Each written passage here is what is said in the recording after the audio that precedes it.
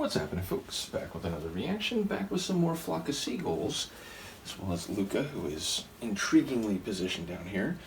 And we're returning to The Light at the End of the World, 1996. I should mention, for any of those interested, and for people who might want to support my Patreon as a proper member, I did just do a video reaction to their song Wishing, If I Had a Photograph of You, from Listen, 1983, over on my Patreon. So yes, for the next, I think, like 9 days, it'll be available for members only. Eventually it'll be available publicly, but yes, for anyone who would like to see a reaction to A Flock of Seagulls music video, which I think is the second one I've done. I know I did a video reaction to I Ran quite a while ago, which I think is now on YouTube. But in any case, as I said, we're jumping back to this mid-90s album, long after those early and seminal albums. And the second track on the record is Magic. It's a single-word title. Those are always hard for me to get a read on, because even if the term itself is quite clear, there's no additional context or suggestion of the direction of the word.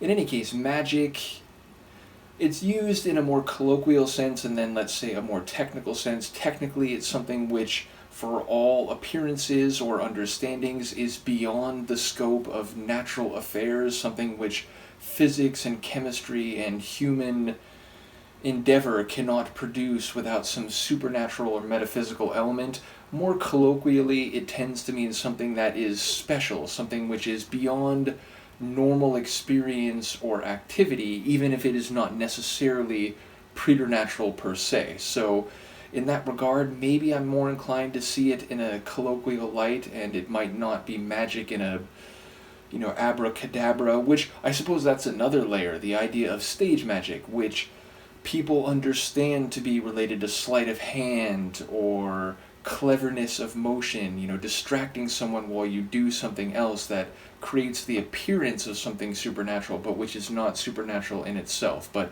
again, of those related and various concepts, I would expect magic here to mean magic as in something significant, special, maybe even unique, but not necessarily supernatural. So in any case, I'll catch what I can on a first listen, and you really are inconveniently placed, Luca.